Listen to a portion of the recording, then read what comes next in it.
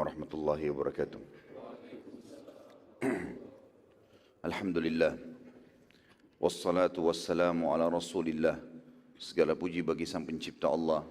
Dan juga kita panjatkan salawat dan taslim kepada utusannya Nabi besar Muhammad sallallahu alaihi wasallam. Melanjutkan bahasan sirah kita dan kita masuk insyaAllah pada subuh ini. Semoga Allah berkahi Perang Hunain. Dan ini berlanjut langsung setelah perang pembebasan kota Mekah. Ada satu suku namanya Hawazim. Dan Hawazim ini adalah suku terbesar setelah Quraisy. Serta tempat mereka itu di kota Taif. Kota yang kurang lebih jaraknya 60-70 km dari kota Mekah. Dan Abraha sebelum menyerang Mekah melewati kota ini. Dan dari kota inilah keluar seseorang yang bernama Abu Rughal dulu. Kalau masih ingat, orang ini yang menunjukkan Abraha untuk menuju ke Mekah. Dan akhirnya dia meninggal di tengah jalan. Kemudian kuburannya dijadikan sebagai marjam, tempat orang-orang Arab kalau lewat dilempari batu. Karena dianggap dia pengkhianat. Bagaimana dia menunjukkan Abraha Ka'bah. Dan ada julukan atau ada istilah atau di Jazirah Arab, kalau ada pengkhianat diistilahkan dengan Abu Rughal, karena nama orang ini. Tentu kota ini, itu kisah dulu ya. Setelah pembebasan kota Mekah, Nabi SAW berpikir untuk mengekspansi lebih jauh lagi Islam. Terlebih lagi memang suku Hawazim yang ada di kota Taif ini, sebelum Nabi SAW keluar dari Madinah, memang sudah mempersiapkan diri untuk memerangi Madinah. Dan pada saat itu memang Madinah menjadi target, karena dianggap Madinah adalah markas kekuatan muslimin. Andai saja ada yang bisa menyerang Madinah dan mengalahkan, berarti dia mengalahkan negara adik kuasa atau kota adik kuasa lah pada saat itu. Hawazim ini mengumpulkan kekuatan bersama dengan suku-suku Arab yang masih tersisa, dan terkumpullah kurang lebih 12.000 personil perang.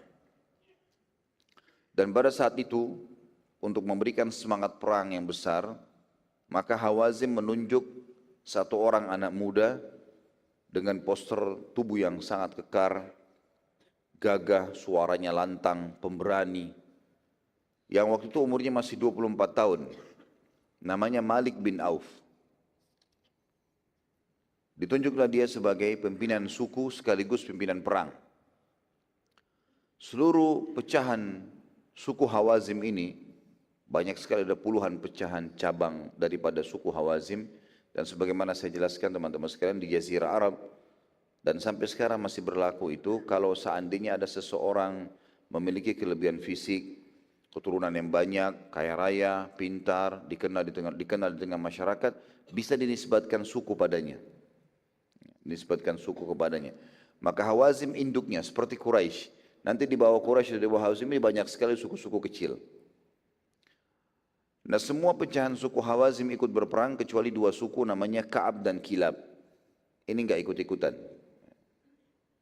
Tentu tidak saya temukan sebabnya kenapa dua suku ini tidak ikut berperang, tapi yang jelas dua suku ini disebutkan tidak ikut berperang melawan muslimin. Nabi SAW waktu itu mengutus mata-mata yang berhasil memasuki kota Taif, menyamar menjadi masyarakat di situ, dan bergabung dengan pasukan musuh sehingga ia mengetahui seluruh informasi tentang kekuatan musuh, strategi perangnya, kemudian siapa pemimpinnya dan seterusnya.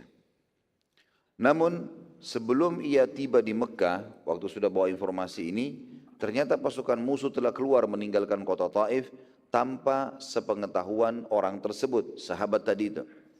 Sehingga pada saat dia tiba di Mekah, dia masih menginformasikan kepada Nabi SAW tentang kondisi di kota Taif. Dia tidak tahu menahu kalau pasukan sudah bergerak dari Taif keluar, ingin menuju ke Mekah. Karena Malik bin Auf sudah dengar kalau muslimin dan Nabi SAW sudah menguasai Mekah, maka dia akan bergerak menuju ke Mekah. Tapi subhanallah, Nabi SAW memiliki panduan wahyu, dan wahyu waktu itu memerintahkan Nabi SAW untuk segera keluar menuju ke kota Taif juga. Keluarlah Nabi SAW dengan niat mengejar kota Taif. Tetapi Nabi SAW sendiri tidak tahu kalau ternyata pasukan sudah keluar. Dan juga tidak diinformasikan masalah itu. Tapi perintah wahyu menyuruh dia keluar SAW. Musuh keluar pada saat itu, keluar dari kota Taif dan melewati sebuah lembah namanya Hunain. Dan Hunain ini lembah yang sangat luas, sampai sekarang masih ada. Saya tidak tahu apakah teman-teman kalau umroh bisa melewati lembah itu atau menuju ke kota Taif. Kalau bisa dengan visa umrohnya bagus sekali untuk mampir. Lembah yang sangat luas dihimpit dengan gunung-gunung batu yang besar. Dan memang dia lembah yang sangat dalam ya. Dari atas itu harus turun lembah yang dalam. Dikenal dengan Hunain. Sampai hari ini pun masih dikenal dengan nama yang sama. Musuh pada saat itu sudah berhasil tiba di Hunain.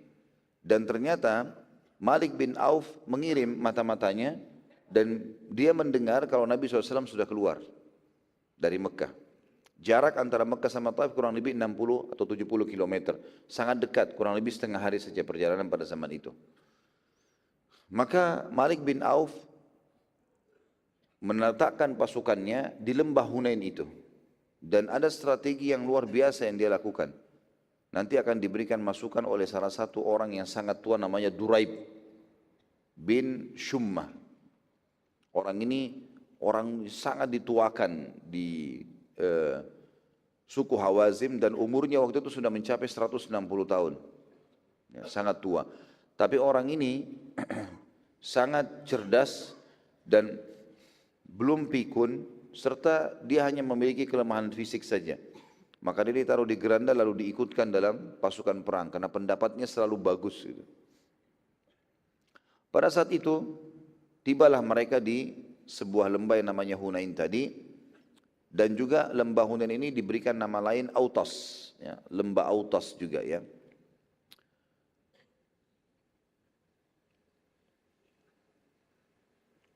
Malik bin Auf pada saat itu mengeluarkan sebuah instruksi yang unik.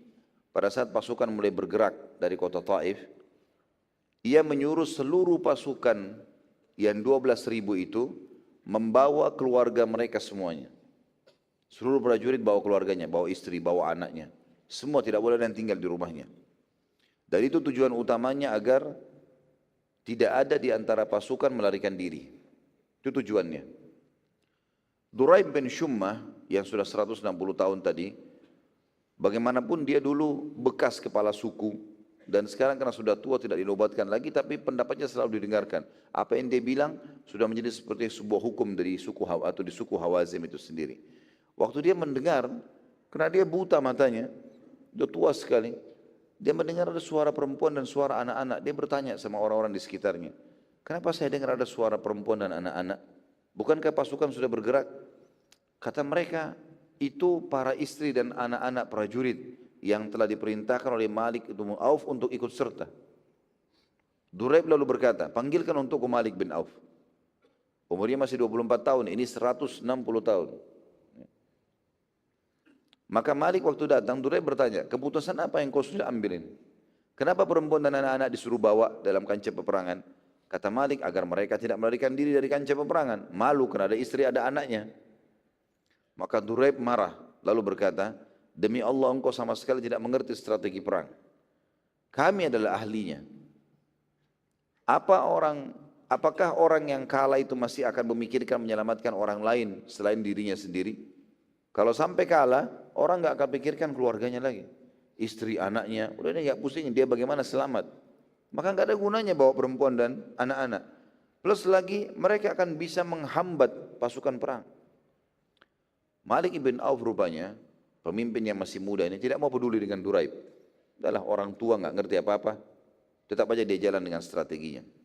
Duraib lalu mengeluarkan instruksi pada saat Malik menolak pendapatnya agar semua pasukan kembali dan tidak boleh ada satupun yang bawa anak-anak juga wanita, nggak boleh ada yang ikut kecuali pasukan keluar tanpa wanita dan anak-anak. Mereka lebih baik berbenteng di kota Taif. Malik ibn Auf pada saat melihat pasukan mendengar Duraib dan meninggalkan perjalanan tersebut ingin kembali karena Duraib dianggap orang lebih tua, dituakan. Dan tidak ada yang mengikuti dia kecuali sedikit sekali. Maka ia lalu melakukan satu kejadian pada saat itu, perilaku dia meletakkan pedangnya di tanah, bagian pegangan gagang pedangnya ditaruh di tanah, ujungnya yang tajam ditaruh di atas. Ya. Diberdirikan, lalu dia menempelkan dadanya di pedang itu. Si Malik bin Auf. Lalu dia mengatakan kepada orang-orang yang lagi pada saat itu mau pulang, demi Allah bila kalian tidak mengikuti keputusanku, aku bunuh diri saja. Kalau kalian tidak mau ikuti aku bawa semua ini, untuk apa pilih aku sebagai pemimpin? Aku bunuh diri saja, tidak ada gunanya. Maka para pemuka pada saat itu suku Hawazin berkumpul. Lalu mereka bermusyawarah, kira-kira seperti apa ini? Yang kita ikuti Duraib atau kita ikuti Malik? Duraib orang yang berpengalaman, sudah tua dan punya pengalaman perang banyak. Sementara Malik masih muda, belum punya pengalaman perang. Bahkan di dalam beberapa buku riwayat atau beberapa riwayat yang menjelaskan dalam buku-buku sejarah, Malik bin Auf belum pernah memimpin peperangan kecuali peperangan itu. Sebelumnya belum punya pengalaman sama sekali. Tapi setelah bermusyawarah, maka mereka mengambil kesimpulan lebih baik ikuti Malik bin Auf. Dia masih muda, energik, daripada Duraib sudah tua, apalagi dia pada saat itu buta, tidak bisa melihat. Maka pada saat itu akhirnya kembalilah pasukan dan Duraib sudah tahu, diberitakan kepada dia. Ya. Kalau tetap pasukan akan bergerak seperti keputusan Malik. Duraib lalu berkata, sungguh walaupun aku hadir dalam peperangan ini tapi seakan-akan aku tidak mau menyaksikannya. Karena risikonya sangat berat nih. Duraib lalu bertanya, lembah apa ini? Pada saat mereka sudah turun di lembah Hunain tadi, atau Autas, para prajurit mengatakan Hunain. Duraib tahu betul lokasi itu, maka dia mengatakan tempat yang sangat bagus untuk peperangan. Karena dia dihimpit oleh gunung-gunung batu, kalau kita lebih dulu tiba di lokasi itu, maka musuh pada saat turun bisa kita serang langsung. Lalu dia mengatakan, panggilkan untuk Malik bin Auf lagi. Malik datang lagi. Lalu Duraib berkata, bila di pendapat pertamaku engkau tidak mau dengar, maka jangan engkau tolak pendapatku yang kedua. Ini saranku. Kata Malik, baik, apa itu? Kata Duraib, sungguh lembah ini sangat bagus untuk peperangan, maka buatlah benteng-benteng pertahanan untuk pasukan. Sebagian athar menyebutkan, buatlah lubang-lubang di padang pasir. Jadi antara tebing-tebing gunung dengan lembah itu, dibuat lubang-lubang, sembunyikan pasukan di dalam situ. Kesannya lembah kayak kosong. Nanti begitu musuh masuk, maka semuanya bisa keluar dari padang pasir yang dibuat lubang yang ditutup dengan batu-batu, kalau mereka bisa menyerang musuh tiba-tiba. Maka pada saat itu Malik pun setuju dengan pendapat tadi, dan akhirnya dia membuat posko-posko pertahanan tadi, tapi unik, digalilah gunung tersebut, ya, dan lubang-lubang padang pasir itu dibuat lubang-lubang lembah itu, kemudian dimasukkanlah setiap lubang sekian jumlah prajurit-prajurit perang yang nanti kalau mereka sudah dengar ada suara pasukan musuh datang, musuh yang muslimin, maka mereka keluar menyerang. Dari sisi lain, Nabi SAW bersama pasukan muslimin sudah bersiap-siap meninggalkan Mekah dan menuju ke Hunain juga. Maksudnya ke Taif. Dan Nabi SAW sempat mengirim mata-mata beliau, dan beliau mendengarkan kalau Malik ibn Auf juga sudah keluar. Tapi waktu itu belum ada informasi kalau mereka sudah membuat benteng di Hunain. Kejadian tersebut terjadi di hari kedua dari bulan Syawal. Hari ini Idul Fitri, besoknya. Setelah Nabi SAW menghabiskan kurang lebih 19 hari di Mekah, bersama Nabi SAW keluar pasukan lengkap dari muslimin yang datang dari Madinah, 10.000 orang, dan ditambah lagi 2.000 dari para mu'allaf yang masih musyrik. Ditambah lagi, 2.000 orang bercampur antara mu'allaf dan ada yang masih musyrik. Seperti Safwan bin Umayyah bin Khalaf. Hanya partisipasi berperang karena antara Quraisy dengan Hawazim memang ada persaingan dari dulu, ada permusuhan sebelum Islam. Dan Safwan bin Umayyah bin Khalaf yang keluar karena membela kaumnya, sementara ia masih dalam keadaan musyrik. Dan ini juga keluar sebuah hukum di sini. Kalau ada pasukan jihad berjalan, misalnya dari Indonesia keluar, contoh saja, kemudian ada warga Indonesia yang ikut karena ingin membela Indonesia sendiri, mereka non-muslim, itu dibiarkan saja ikut. Tapi tidak ada urusannya dengan masalah pahala jihad, apa segala macam, tidak ada urusannya masalah itu. Karena Nabi SAW melibatkan kaum musyrikin pada saat itu. Tapi mereka tidak punya peran sama sekali. Bukan jadi pemimpin pasukan, bukan prajurit biasa. Nabi SAW melihat di pasukan terdapat banyak dari prajurit tidak punya senjata waktu itu. Karena yang baru bergabung kurang lebih hampir 2.000 orang ini nggak punya senjata, yang 10.000 punya senjata. Dan Nabi SAW mengetahui kalau Safwan bin Umayyah bin Khalaf pada saat itu yang masih dalam keadaan musyrik, dia punya sebagaimana saya jelaskan kemarin, seperti pabrik atau tempat produksi senjata perang. Maka Nabi SAW menemui Safwan, lalu berkata kepadanya, wahai Safwan, berilah untukku senjata untuk melengkapi pasukan yang tidak bersenjata. Lalu Safwan berkata, Safwan ini orang yang sudah kalah semestinya dan belum masuk Islam pada saat itu. Dia mengatakan, apakah secara paksa hai Muhammad, kau minta ini secara paksa karena kau memimpin sekarang? Atau ada cara lain? Kata Nabi SAW, sama sekali tidak. Tapi pinjaman dengan jaminan sepenuhnya akan kembali padamu utuh. Artinya, saya pinjam sekarang semuanya, kemudian nanti akan dikembalikan utuh. Kalaupun ada yang rusak, saya akan ganti dengan yang baru. Maka Safwan pun setuju. Dan ini juga menandakan ada pintu muamalah dengan orang-orang kafir dalam senjata perang. Ya. Kalau muslimin butuh, beli dari mereka. Boleh kita beli, boleh kita pakai. Kalau di antara mereka yang mau menunjukkan tentang kantong-kantong tempat orang-orang kafir sebagaimana terjadi pada perang Khaybar, ya, kita sudah jelaskan benteng-benteng Khaybar banyak terbuka justru karena orang-orang Yahudi yang ketakutan, akhirnya mereka menyampaikan kepada Nabi SAW dan terbukalah benteng-benteng tersebut. Jadi kita tidak boleh dalam peperangan teman-teman kaku. Akhirnya kita menganggap pokoknya kafir bunuh saja. Enggak. Mungkin dia bisa mendapatkan hidayah, mungkin dia bisa menjadi petunjuk bagi muslimin. Maka harus para pemimpin cerdas ya, pada saat itu. Safwan lalu meminjamkan Nabi SAW kurang lebih 3.000 baju besi dan perlengkapan lainnya. Seperti pedang, tombak, anak panah dan seterusnya. Nabi SAW juga melihat ada di antara prajurit yang tidak memiliki harta yang cukup untuk melanjutkan perjalanan jihad. Dan ini menandakan juga teman-teman sekalian bahwasanya jihad itu butuh pengorbanan bukan cuma jiwa tapi juga harta. Dan pentingnya seorang muslim memiliki sumber-sumber harta yang akhirnya membantu dia untuk bersedekah. Membangun masjid, rumah anak yatim, bersedekah, apa saja dia lakukan, kebaikan-kebaikan. Karena memang harta ini sebagaimana sabda Nabi SAW dalam sebuah hadis, nikma malu salih biadi abdis salih. Sebaik-baik harta yang baik, senikmat-nikmat harta adalah yang halal, yang baik di tangannya orang saleh.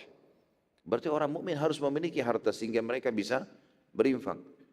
Dan tadi dalam surat subuh kita itu Ustaz Mukhlis sempat membaca masalah ayat infak dan sedekah di mana Allah Subhanahu wa taala akan memberikan perumpamaan kalau orang berinfak di jalan Allah maka seperti dia menanam sebuah bibit dan memiliki 7 cabang ranting pohon dan di setiap cabang juga ada sekian banyak, ada 100 biji dari hasilnya. Dan Allah melipat gandakan siapapun yang dia inginkan dari balasannya. Gitu. Nabi SAW melihat ada sebagian pasukan yang tidak punya harta untuk melanjutkan jihad. Maka Nabi SAW meminjamkan dari penduduk Mekah harta secukupnya akan dikembalikan setelah pembebasan atau perang Hunain. Ini juga sebuah poin penting tentang bolehnya seseorang kalau mau pergi jihad ya, meminjam biaya-biaya peperangan tetapi dengan keyakinan penuh kalau akan bisa dikembalikan. Dalam bab utang juga seperti itu. Kalau misal contoh tiba Idul Adha. Idul Adha misalnya terjadi di pertengahan bulan Masehi, anggap tanggal 15 misalnya. Ini contoh saja. Dan antum bekerja, terima gajinya tanggal 30. Sekarang kita mau kurban, gak ada duit. Bolehkah saya utang dulu? Jawabannya boleh saja dia utang. Karena sudah yakin ada sumbernya. Gitu. Tahu itu, dia akan bisa membayarnya. Gitu. Kalau tidak dia lakukan sekarang mungkin luput. Karena kalau lewat hari Nahar, tanggal 10 Zulhijjah dan hari Tasyrik 3 hari setelahnya, maka sudah tidak ada lagi kesempatan untuk berkurban di hari yang diperintahkan oleh Allah Subhanahu Wa Taala. Luput itu. Sama dengan akikah, anak kita lahir di hari ke-7, diakikahkan. Baik, mungkin jatuh temponya pas di pertengahan bulan. Kalau kita tidak lakukan, maka lewat hari ke-7 yang merupakan hari yang paling afdal. Maka dia utang dulu, asal dia sudah tahu sumbernya bisa dia bayar, nggak ada masalah. Masuk dalamnya juga jihad. Yang penting seorang muslim, pada saat utang dia menulis wasiat. Ya, ini sesuai dengan sabda Nabi SAW, janganlah seseorang yang terkali memiliki sesuatu yang jadi bebannya nanti di akhirat, lewat dari 3 hari di benaknya kecuali sudah ditulis dalam bentuk wasiat. Saya punya utang sama si fulan, saya berharap ahli waris saya membayarnya.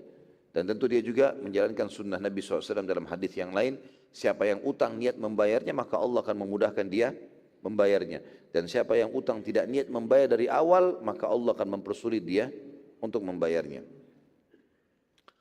Jadi tentu teman-teman sekalian kemuliaan Islam dan Nabi SAW, ya, bagaimana bisa pasukan yang menang, yang sudah pasti menang, menguasai Mekah, memiliki semuanya. Jadi satu Mekah ini sebenarnya harta rampasan perang. Tapi Nabi SAW pada saat sudah memaafkan, selesai. Orang mukmin tidak akan menjilat ludahnya lagi. Sudah selesai, sudah dimaafin, bebas, nggak ada lagi apa-apa. Jadi orang Mekah memiliki hak itu. Lalu Nabi SAW utang dari musuh yang sudah dikalahkan. Ini sebuah kemuliaan yang luar biasa. Nabi SAW kemudian meninggalkan Mekah dan meletakkan di Mekah sebagai pemimpin, pengganti beliau alaihissalam adalah seseorang yang masuk Islam, baru masuk Islam. Sahabat dekatnya Abu Sufyan, Utad ibn Usaid. Masih ingat kisahnya enggak? Utad ibn Usaid yang duduk sama Abu Sufyan, ya, bersama dengan Harith ibn Hisham, yang dia mengatakan waktu Bilal naik azan di atas Ka'bah, ya, bersyukur Usaid tidak melihat hamba sahaya ini azan naik di atas Ka'bah dan bertakbir, gitu kan. Maka ini Utad masuk Islam bersama dengan Abu Sufyan. Utad ini memang orang yang dewasa, pintar, memang pemimpin, kepala suku. Maka Nabi SAW memberikan dia jabatan. Ini juga pelajaran penting teman-teman sekalian. Walaupun mu'allaf, tapi kalau orang itu layak di bidangnya, dikasih. Sama juga kasus pernah saya ceritakan tentang Amr bin As radhiyallahu anhu. Baru 3 bulan masuk Islam, sudah dijadikan pemimpin perang. Padahal di pasukannya ada Abu Bakar, ada Umar, ada Uthman, ada Ali. Ada sahabat-sahabat yang senior. Karena khusus untuk penyerangan suku itu Amr bin As yang paling menguasainya. Maka kita di sini melihat teman-teman sekalian, jangan karena dia mu'allaf lalu kita mengatakan sudah kamu belum bisa. Ini aja yang senior, ya, enggak. Islam melihat seseorang sesuai dengan keterampilannya. Kemudian Nabi SAW juga sebagian ahli sejarah mengatakan menunjuk Utad karena Utad memiliki fisik yang sangat kuat, menguasai Mekah, dan juga Nabi SAW menemukan dia berakal, cerdas, dan punya prinsip. Pada saat dia syahadat, Nabi SAW tahu orang ini tidak akan murtad. Karena orang yang punya prinsip, sekali berpegang pada sesuatu dia berpegang. Pasukan muslimin waktu itu berjumlah 12.000 dan juga pasukan kafir 12.000. Tetapi pasukan kafir ini, pasukannya Malik bin Auf, karena membawa istri dan anak-anak mereka, jumlahnya jadi 30.000. Karena ada perempuan dan ada anak-anak. Ya. Di tengah-tengah pasukan tersebar berita pada saat itu, mulai sahabat waktu melihat pasukan jalan 12.000 orang. Belum pernah pasukan muslimin sebesar itu. Baru kali itu. Sebagian sahabat, bahkan sebagian ulama mengatakan mayoritasnya sahabat, berbicara, bukan niat sombong, tapi mereka mengatakan, kami tidak akan terkalahkan dengan jumlah ini. Maka kalimat-kalimat ini membuat sebagian besar mereka akhirnya mengembangkan kalimat itu sambil mengatakan, musuh manapun tidak ada yang bisa mengalahkan ini. Dan ini dalam Islam namanya syamata. Syamata itu artinya menganggap remeh orang lain. Hati-hati teman-teman sekalian, nanti kita ambil pelajaran besar dari kasus Hunain ini. Poin ini sangat penting. Musuh pun tidak boleh kita menganggap remehnya, tidak boleh. Musuh, jelas-jelas kita akan berperang, nggak boleh kita anggap remeh. Kami muslim, kami pasti akan menang. Nggak boleh ada kalimat itu. Kalimat itu saja sudah cukup bisa berbahaya buat kita. Maka kita berperang ikhlas karena Allah SWT dan pasrahkan kepada Allah. Masalah Allah berikan kemenangan, nggak berikan kemenangan, maka itu kuasa Allah SWT. Tugas kita ikhtiar. Abu Bakar radhiyallahu anhu sempat berkata kepada Nabi SAW, demi Allah wahai utusan Allah, kita tidak akan dikalahkan dengan jumlah sebanyak ini. Bila kita kalah, maka pasti karena sebab lainnya. Nabi SAW diam saja dengan perkataan-perkataan seperti ini. Lalu pasukan sempat melewati sebagian suku Arab yang masih menyembah berhala. Dan mereka menjadikan pohon terbesar di wilayah mereka sebagai sesembahan selain Allah yang Maha Kuat. Sesembahan mereka ini diberikan nama Zatul Anwad. Sebagian dari pasukan yang baru masuk Islam tiba-tiba berkata, wahai utusan Allah, buatkanlah kami Dhatul Anwad sebagaimana mereka juga memilikinya.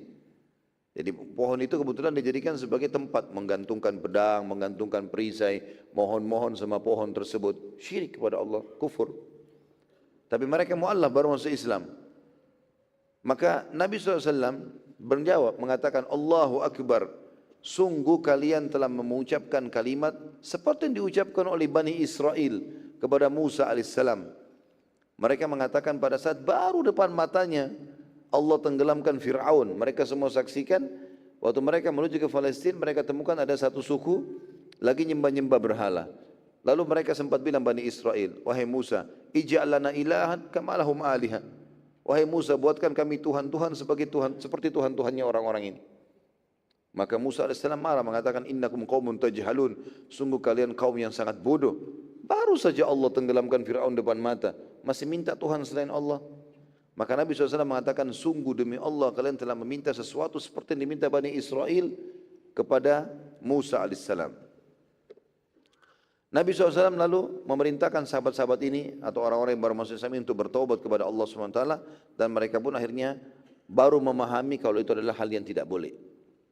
Saat Nabi SAW tiba di sekitar lembah, sudah melihat dari atas ya, tempat yang tinggi, karena Taif itu adalah gunung-gunung, puncaknya gunung itu di situ kotanya gitu. Nabi SAW sudah melihat lembah Hunain dan tidak tahu kalau di bawah ini sudah ada pasukan-pasukan Malik ibn Auf yang membuat lubang-lubang tersembunyi gitu. Maka Nabi SAW memerintahkan agar seorang sahabat mendaki bukit tertinggi dan memantau keadaan pasukan Hawazim. Ia tidak boleh pindah dari atas kudanya kecuali sholat atau hajat mendesak saja. Ada satu orang disuruh naik ke atas gunung yang tinggi sekali, sahabat. Tugasnya nggak boleh turun dari kuda. Di situ saja, pantau.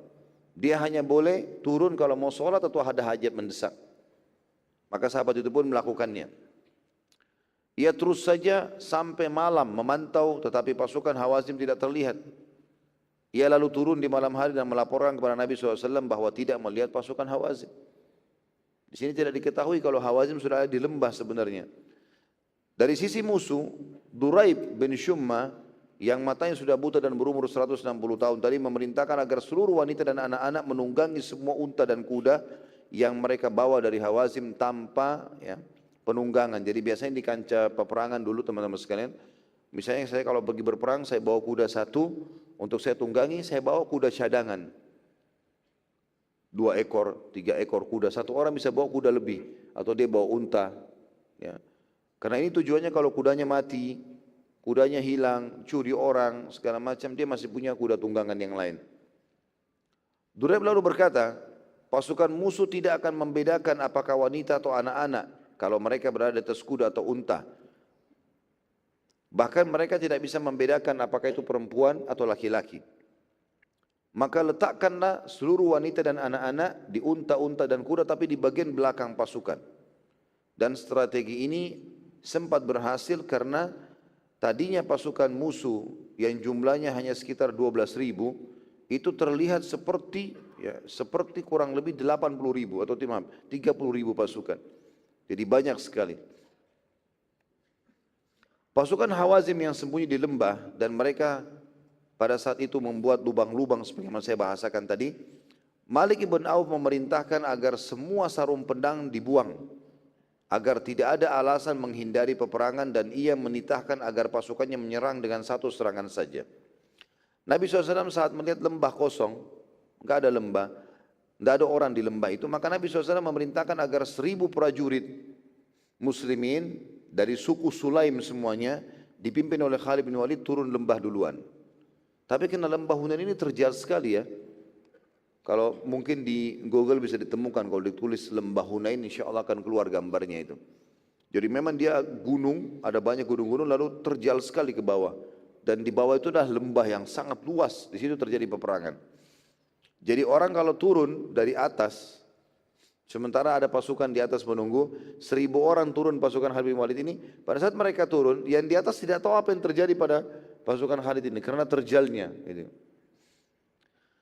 Pada saat itu turunlah Khalid bin Walid ke lembah. Tiba-tiba saja pada saat 1.000 pasukan tersebut sudah turun di lembah, Nabi SAW memerintahkan setelah melihat sudah turun semuanya, turun lagi nyusul yang lainnya, tambah lagi 1.000 orang. Maksudnya bertahap turunnya. Tapi rupanya di bawah ini Malik ibn Auf sudah berusaha menunggu, dan begitu dia lihat pasukan muslimin sudah mulai turun, sebelum memposisikan kaki yang tepat di lembah Hunain, maka tiba-tiba saja diserang. Dan serangan tersebut betul-betul luar biasa karena membuat pasukan suku Sulaim dari muslimin kocar-kacir. Karena tiba-tiba kuda mereka masih sementara turun ke bawah, dan turun ini terjal, apalagi padang pasir. Bukan batu-batuan tapi padang pasir yang memang bisa licin dan seterusnya. Pada saat itu teman-teman sekalian, pasukan muslimin dari Sulaim ini kocar-kacir, dan ada di antara mereka yang berusaha kembali lari ke atas. Waktu mereka berusaha kembali ke atas dan ada pasukan muslimin yang turun dari atas, maka bentrok satu sama yang lain. Dan mereka menyampaikan kalau di bawah sudah ada pembantian muslimin gitu. Pada saat itu teman-teman sekalian, karena luasnya lembah itu dan juga pasukan muslimin turun 1.000, jumlahnya 1.000 banyak, 1.000 orang turun, sudah tidak kelihatan lagi dari atas, turun lagi 1.000. Jadi ini non-stop turun terus, sehingga yang dari atas pun turun tidak tahu apa yang terjadi di bawah. Maka ada di antara mereka yang terbunuh di tangan pasukan atau suku Hawazim, ada di antara mereka yang melarikan diri. Dan tersebar berita pada saat itu di pasukan muslimin, kalau pasukan musuh sudah menyerang di bawah dan terjadi kekacauan yang luar biasa. Apalagi mereka ada yang mengatakan bahwasanya terbunuhlah si fulan, terbunuhlah si fulan, tersebar berita-berita. Kebetulan juga, sebagaimana sudah kita jelaskan pada saat awal akan menyerang Mekah, suku Sulaim ini mu'allaf, orang baru masuk Islam.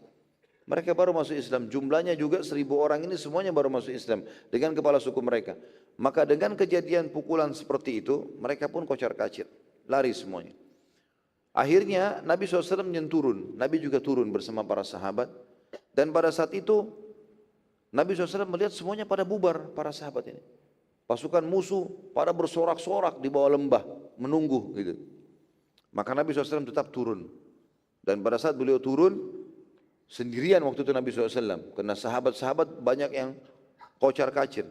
Maka Nabi SAW berteriak dengan suara yang keras mengatakan, kumpullah di sekitarku wahai hamba-hamba Allah. Tetapi karena kekacauan sangat luar biasa pada saat itu, dan pada saat itu orang pada berlari-lari gitu kan, maka para sahabat senior saja yang bertahan. Di sebagian buku sejarah dikatakan bahwasanya yang tertinggal bersama Nabi SAW hanya 100 orang dari 12.000. Sisanya semua lari. Bahkan ada di antara para mu'allaf yang dari Mekah, yang dari 2.000 orang itu melarikan diri sampai ke Mekah. Ya. Pada saat itu ada seseorang yang bernama Syaibah bin Uthman bin Abi Talha. Syaibah bin Uthman bin Abi Talha ini ayahnya mati terbunuh di tangan muslimin. Ia pura-pura masuk Islam hanya untuk membalas kematian ayahnya, dan ia ikut di Hunain hanya untuk mencari kesempatan membunuh Nabi SAW. Jadi ini kejadian mukjizat yang lain ini. Waktu Nabi SAW lagi sendirian dan memanggil para sahabat untuk berkumpul, sementara proses 100 orang yang bersama Nabi SAW ini berkumpul, orang ini melihat kesempatan itu, Nabi SAW sendirian, Syaibah ini. Maka dia menghenuskan pedangnya lalu mendekati Nabi SAW. Nabi SAW melihatnya lalu berkata padanya, ada apa dengan wahai Syaibah? Kata dia, aku ingin membela wahai utusan Allah. Nabi SAW berkata, beristighfarlah kepada Allah. Waktu itu Nabi sendirian, sahabat lagi tidak ada. Syaibah beristighfar, mengatakan astagfirullah. Lalu Nabi SAW meletakkan lagi tangannya yang mulia di dada Syaibah, yang saat telapak tangan Nabi SAW diangkat, Syaibah pun berkata, tiba-tiba aku menemukan Nabi SAW manusia yang paling aku cintai, padahal sebelumnya aku sangat membenci dia. Dan aku tiba-tiba merasa dadaku terlapangkan buat Islam, dan sekarang terbalik. Gara-gara perbuatan Nabi SAW ini, maka Syaibah balik menghenuskan pedangnya tadi, yang pedang terhunus tadi, dia membunuh Nabi SAW, dia membela Nabi SAW. Jadi berdua dengan Nabi. Kuasa Allah SWT. Sampai akhirnya terkumpullah sahabat-sahabat Nabi di situ, Abu Bakar, Umar, Uthman, Ali, Talha, Zubair berkumpul semua, termasuk paman Nabi SAW Abbas, yang kurang lebih tadi saya katakan jumlah mereka 100 orang. Maka Nabi SAW berkata kepada Abbas, wahai Abbas, panggillah orang-orang, suruh mereka kembali. Abbas ini saya sudah katakan kemarin, suaranya sangat lantang, keras, sampai dia kalau mau panggil pengembala dombanya dari depan rumahnya saja, suaranya kedengaran di padang pasir gitu. Ya. Abbas mulai memanggil, wahai hamba-hamba Allah, kumpullah, ini adalah utusan Allah. Tapi masih saja pasukan berserakan ini, karena kacau ini. Ya. Kalau mereka lagi lari, ya, ini susah untuk ditahan. Maka pada saat itu tidak berkumpul serta umumnya masih melarikan diri. Nabi SAW mengatakan, wahai Abbas, panggil, katakan, wahai orang-orang yang telah membaiat di bawah pohon, kumpullah. Yang 1.400 orang di kesepakatan Hudaybiyah yang juga ikut di Khaybar, panggil mereka. Maka Abbas mengatakan, wahai para pembaiat di bawah pohon, mana baiat kalian? Mendengarkan kalimat baiat ridwan, dan sudah pernah kita jelaskan pada saat kesepakatan Hudaybiyah, kalau Nabi SAW setelah dibaiat, para sahabat meletakkan tangan di atas tangan Nabi SAW lalu mengatakan, aku janji setia Rasulullah hidup mati untuk agama Allah. Maka Nabi SAW mengatakan, tidak ada seorang pun di antara kalian kecuali pasti ahli surga. Ada jaminan surga. Begitu dipanggil, wahai ahli baiat ridwan, wahai ahli syajara yang baiat di bawah pohon, maka para sahabat tiba-tiba mulai mendengarkan itu. Tersebar berita, Rasulullah memanggil ahli syajara dipanggil. Sebagian mereka menceritakan kejadian tersebut saat Nabi SAW memanggil pembaiat atau para pembaiat di bawah pohon. Sebagian mereka sedang melarikan diri dan tidak bisa lagi menghentikan kudanya yang sedang berlari kencang, maka ia pun loncat dari kudanya dan kembali ke kancah peperangan dan akhirnya bergabung dengan Nabi SAW.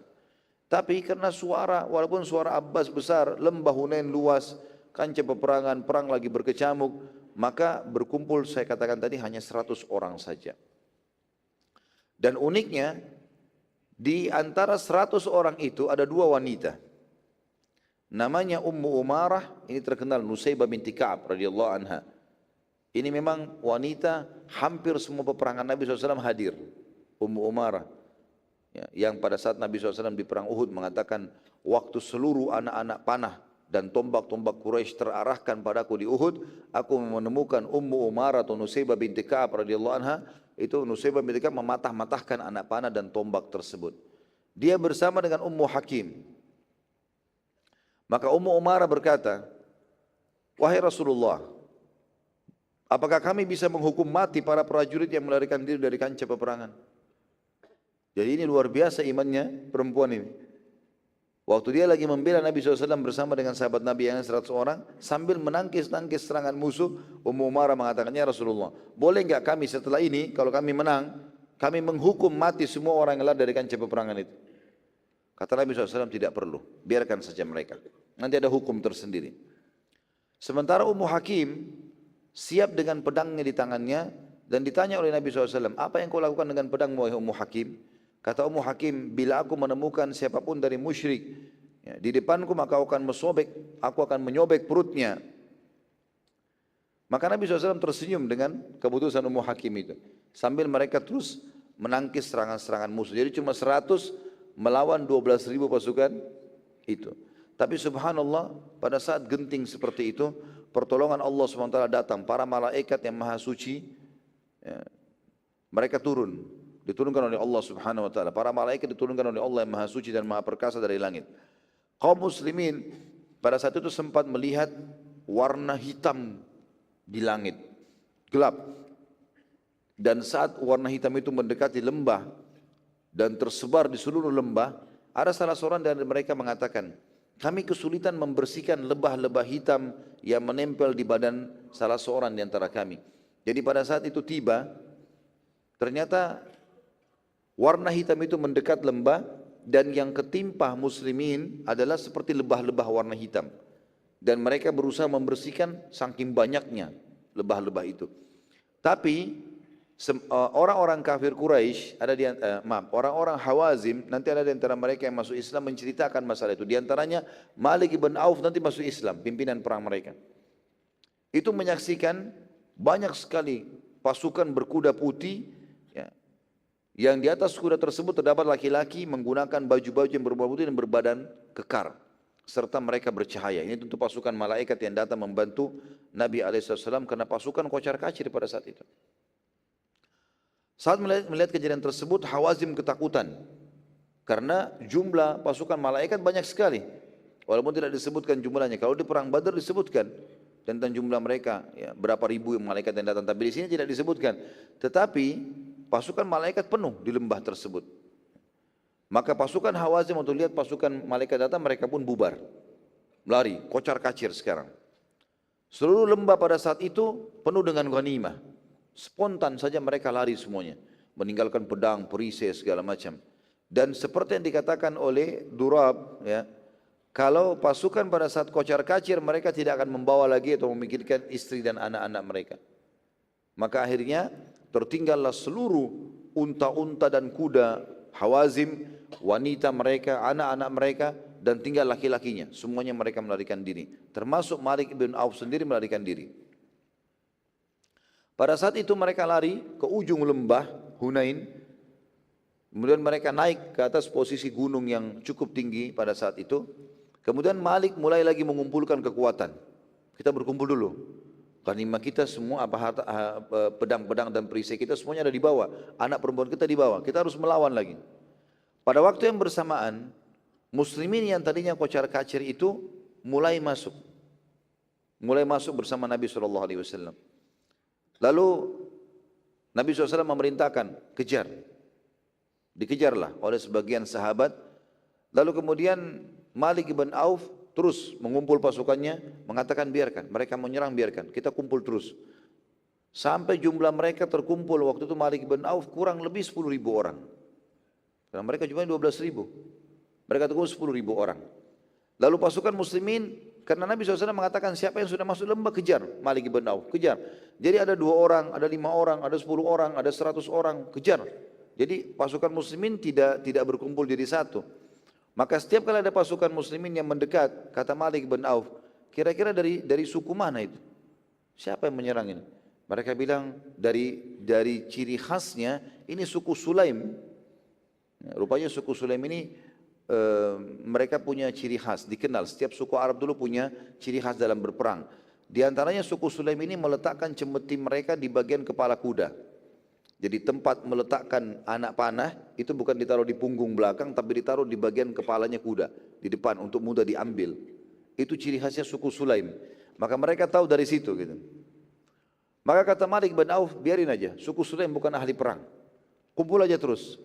Selang beberapa waktu, datang lagi beberapa orang dari muslimin, lalu ditanya oleh Malik bin Auf, siapa mereka ini? Kata orang-orang, ini adalah penduduk Madinah. Dari sahabat-sahabat Muhammad. Dan ciri mereka meletakkan cemeti panah mereka di bagian belakang kuda. Jadi caranya untuk mengambil anak panah mereka dari belakang ambil. Itu penduduk Madinah ciri khasnya. Kata Malik, tidak usah khawatir, tetap berkumpul. Kita masih bisa melawan mereka. Selang beberapa waktu datang lagi kelompok muslimin yang ketiga, jumlahnya lebih besar lagi. Dan mereka meletakkan cemeti mereka di bagian kuping kudanya. Jadi diikat dengan bagian tali pinggirnya itu ada cemeti ditaruh di situ. Tempat peletakan anak-anak panah. Maka Malik bertanya, siapa mereka ini? Kata mereka, sahabat Muhammad tapi dari penduduk Mekah. Lalu Malik bertanya lagi, siapa yang bersama mereka itu yang memiliki imamah berwarna kuning? Kebetulan di pasukan penduduk Mekah ada satu orang ikut tapi imamahnya kuning gitu. Maka mereka berkata, itu Zubair bin Awwam. Apa kata Malik? Kalau begitu sekarang lari. Kenapa terjadi ini teman-teman sekalian? Rupanya Malik bin Auf ini punya kisah sendiri dengan Zubair. Zubair bin Awwam orang yang sangat pemberani. Yang kita sudah ceritakan di perang Khaybar, bagaimana dia membunuh tokoh-tokoh Yahudi gitu kan. Dan setiap kali perang berkecamuk pasti dia selalu di depan. Baru takbir dia serang sendiri pasukan musuh. Pemberani sekali. Di masa kecil Malik bin Auf ini pernah duel berantem sama Zubair dan selalu kalah.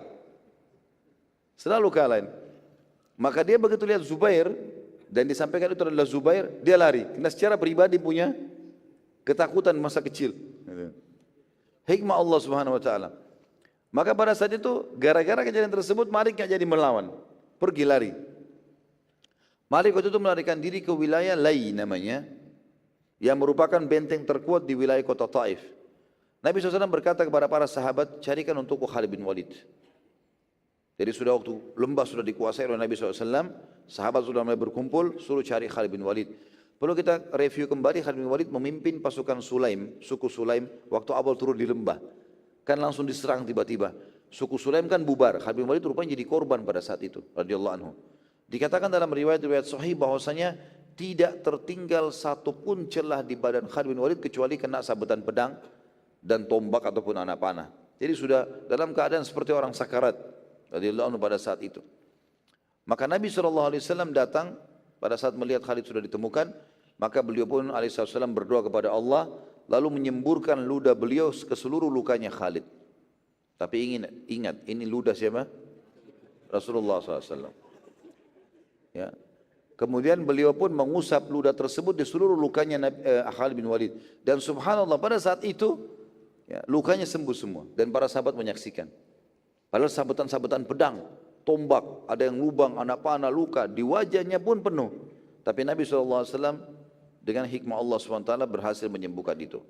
Lalu Nabi SAW berkata kepada Khalid, bangunlah dan pimpinlah peperangan. Maka Khalid pun tiba-tiba bangun dan menyerang musuh. Duraib bin Syumma salah satu yang melarikan diri, yang orang tadi tua, buta, 160 tahun umurnya, itu lari dengan pemikul-pemikulnya, orang yang memikul, lari dari kancah peperangan. Tapi karena ia buta, gitu kan, pada saat itu dia cuma bisa bilang, mau kemana? Pasukan sudah kalah, larilah, gitu kan. Nah karena rupanya pemikul-pemikul dia ini merasa berat, gitu, maka ditinggal, gitu kan. Ada sebagian athar menyebutkan Duraib ini dia berada di atas unta. Jadi cuma ada satu orang yang pegang tali kekangan untanya. Itu lari orangnya. Maka dia pegang tali unta tersebut, tapi karena dia buta dia nggak tahu ke arah mana kuda unta ini mau diarahkan. Uniknya pada saat itu dia mengarahkan untanya ke arah pasukan muslimin. Maka dia ditangkap oleh satu prajurit muslim namanya Rabi'ah bin Rufai al-Aslami. Rabi'ah bin Rufai al-Aslami. Dan ini Rabi'ah ini orang yang masih sangat muda, umurnya juga masih di bawah 30 tahun, enggak punya pengalaman perang. Sebagian buku menyebutkan Rabi'ah ini baru ikut perang di situ. Pembebasan kota Mekah, lalu perang yang pertama kali di sini. Maka dia lihat di atas unta ini ada kotak. Dia lihat untanya musuh, ada kotak di atas. Dia pikir di dalamnya ini perempuan, gitu kan. Mungkin wanita, anak kecil. Maka Rabi'ah kaget waktu dia lihat suara laki-laki, Duraib. Lalu Rabi'ah menurunkan kotak itu. Karena Duraib orang yang kecil sekali, sudah 160 tahun badannya mengecil, diturunkan kotak tersebut. Lalu dibuka tirainya, kemudian Rabi'ah karena belum punya pengalaman dalam membunuh, dia lalu memukul ke arah lengannya Duraib. Ambil pedang, dia mau bunuh sebenarnya niatnya, tapi belum pengalaman titik mana yang dia harus tekan supaya bisa mati, maka dia mengarahkan pedang kena lengan kanannya. Jadi saking kerasnya badannya Duraib ini dan tinggal tulang-tulang saja gitu, keras sekali sampai tidak mempan itu. Tebasan pedang mungkin karena tidak terlalu keras, seperti pedangnya mental gitu. Lalu kemudian pada saat itu keluar sedikit darah, luka sedikit. Duraib berkata kepada Rabi'ah, siapa namamu? Dia mengatakan saya Rabi'ah. Duraib berkata, bukan begitu caranya membunuh hai anakku. Maka Duraib mengajarkan Rabi'ah begini caranya membunuh. Gitu. Lalu Duraib mengatakan, hai anak muda, jangan pakai pedangmu karena pedangmu kurang bagus untuk membunuh. Kata Duraib, sini pedangmu dulu, dilihatin. Karena dia orang buta, Rabi'ah kasih gitu. Dipegang sama dia, gak bagus pedangmu ini, gak bisa dipakai membunuh. Lalu dia ambil pedangnya, dia bilang ini pakai pedang saya membunuh. Kata si Duraib ini. Diambillah pedangnya tersebut, lalu kemudian Duraib mengajarkan cara membunuh itu seperti ini. Tusuklah bagian ulu hati, tusuklah bagian perut, tebaslah leher. Ya. Diajarkan, tapi dia dengan memberikan isyarat saja. Lalu kemudian setelah mengajarkan instruksi seperti itu, lalu kemudian Duraib berkata, sekarang kamu coba praktekin. Suruh bunuh dirinya. Tapi sebelum dibunuh, Maka Duraib berkata, bila aku terbunuh, sampaikan kepada ibumu, kenanglah bagaimana para wanita terselamatkan. Kebetulan Duraib ini mengenal ibunya Rabi'ah. Karena dia sudah senior tua, dia rupanya dulu punya jasa. Duraib ini pernah menyelamatkan wanita-wanita dari Mekah pada saat satu waktu dalam peperangan besar melawan Hawazim, Quraisy melawan Hawazim, maka akhirnya Duraib menyelamatkan wanita-wanita Quraisy, disuruh pergi. Salah satunya ibunya Rabi'ah ini. Tapi Rabi'ah tidak mengerti masalah itu. Dia mengetahui instruksi adalah bunuh orang kafir, maka dibunuhlah Duraib ini, mati. Tapi uniknya dia yang ajarkan cara untuk membunuh. Ya. Ini orang kafir unik ini. Maka setelah pulang ke Mekah, Rabi'ah menceritakan kejadian tersebut. Maka ibunya Rabi'ah sempat menangis. Lalu Rabi'ah bertanya, apa gerangan? Kenapa anda menangis ibu? Kata ibunya, dulu di masa jahiliyah, ibu berserta sebagian keluarga dari kalangan ibu-ibu Mekah tertawan.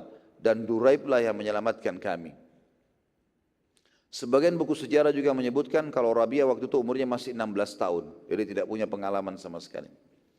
Rabi'ah lalu mengatakan pada ibunya, aku benar-benar tidak mengerti masalah itu. Aku cuma tahu kita di kancah peperangan boleh membunuh orang kafir. Seperti itulah. Ringkas cerita teman-teman sekalian, terkumpullah ghanimah pada saat itu kurang lebih 40.000 domba, 24.000 unta. Ya, ini sebagian buku sejarah menyebutkan ini riwayat yang paling kuat sebenarnya. Terkumpul 40.000 domba, 24.000 unta, 8.000 wanita, dan ada 10.000 anak-anak. Serta lembah itu penuh dengan emas dan perak dan tidak bisa terhitung lagi jumlahnya. Seperti yang dikatakan oleh Duraib, yang kalah pasti tidak akan pernah bisa membawa apa-apa. Maka Nabi SAW memerintahkan untuk mengumpulkan seluruh ghanimah tadi, dikumpulkan di sebuah wilayah namanya Bi'rana atau Ji'rana. Nabi SAW memerintahkan agar Hudail atau Hudail bin Warqa, ini dari kepala suku Huza'ah, yang memimpin pada saat itu ya, sukunya untuk mengumpulkan seluruh ghanimah ya, dan kemudian membawa di hadapan Nabi SAW atau mengajar, membawanya ke Bi'rana, dan disuruhlah Huzail bin Warqa radhiyallahu anhu ini yang merupakan suku Huza'ah, kepala suku Huza'ah untuk menjaga itu. Baik, kita akan tutup teman-teman sekalian dengan penyerangan terhadap kota Taif. Nabi SAW lalu menggerakkan seluruh pasukan yang sudah berkumpul untuk menuju kota Taif, karena lembah Hunain sudah dikuasai. Pasukan sudah melarikan diri. Malik bin Auf juga melarikan diri dan sembunyi di benteng sebagaimana sudah kita jelaskan di kota Taif. Saat tiba di depan kota Taif, pintu gerbang utamanya dikepung oleh Nabi sallallahu alaihi wasallam. Nabi SAW memerintahkan agar seseorang yang bernama Yazid bin Zum'ah. Yazid bin Zum'ah ini radhiyallahu anhu agar bernegosiasi dengan penduduk kota Taif dengan menawarkan Islam. Bila mereka menolak, mereka harus bayar upeti. Bila mereka menolak, maka barulah terjadi peperangan. Saat mendekati benteng, tiba-tiba seseorang yang bernama Huzail bin Abi Syarah melemparkan anak panahnya yang akhirnya membunuh Yazid bin Zum'ah radhiyallahu anhu mati syahid. Sementara sudah disepakati seperti sebuah kesepakatan internasional waktu itu, setiap utusan perang, utusan untuk membawa surat segala macam, enggak boleh dibunuh. Kalau bunuh berarti sudah iklan perang. Nabi SAW dengan ini mengetahui kalau penduduk Taif tidak ingin bernegosiasi dan siap perang karena sampai pada tingkat membunuh utusan Nabi SAW. Pada saat itu juga Nabi SAW mempersiapkan, pada saat itu muslimin dipersiapkan Nabi SAW, Huzail bin Abi Syarah yang telah membunuh Yazid bin Sum'ah keluar dari benteng sambil menunggangi kuda dengan maksud ingin memata-matai muslimin. Jadi tadi yang membunuh dengan anak panah itu, dia turun. Ini salah satu kesatrianya kota Taif. Huzail juga namanya. Lalu dia keluar untuk mata-matai muslimin, tapi ternyata ketangkap oleh seseorang yang bernama Ya'qub bin Zum'ah. Ini saudaranya tadi yang dibunuh itu. Ya. Yang merupakan saudara kandungnya Yazid. Nabi SAW lalu memberi kesempatan pada Ya'qub membalas kematian saudaranya dari Ya'qub. Memberikan kesempatan baginya untuk membunuh ya, siapa yang telah membunuh saudaranya tadi. Lalu dia sambil mengatakan, ya Rasulullah, ini Huzail, pengkhianat, sekaligus pembunuh saudaraku, izinkan aku membunuhnya. Maka Nabi SAW pun mengizinkan. Beberapa dari pahlawan muslimin mulai menyerang benteng tapi gagal. Karena kota Taif ini bentengnya itu di atas gunung, terjal-terjal. Dan dengan cara seperti ini mereka kalau lepaskan anak-anak panah ke tengah-tengah muslimin itu akan sangat mudah. Maka kewalahan sekali muslimin untuk memenangkan peperangan pada saat itu. Dan Nabi SAW mengepung lama sekali wilayah kota Taif, 40 harian gitu. Nabi SAW memerintahkan agar seluruh wilayah benteng Taif ditanamkan tombak-tombak dan anak-anak panah agar penduduk Taif tidak bisa melarikan diri, tapi juga belum berhasil. Jadi di sekitar pintu gerbangnya, di depan-depannya semua itu digali, tancapin tombak-tombak sehingga keluar runcing-runcingnya tombak tersebut dengan anak-anak panah supaya mereka tidak bisa keluar. Ya. Tapi juga belum berhasil pada saat itu.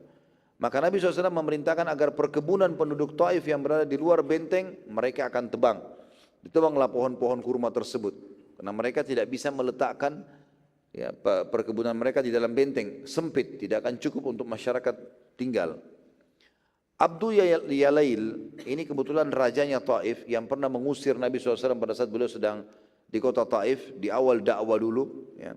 Mengirim surat kepada Nabi SAW yang berbunyi, wahai Muhammad, apa urusannya peperangan ini dengan perkebunan kami?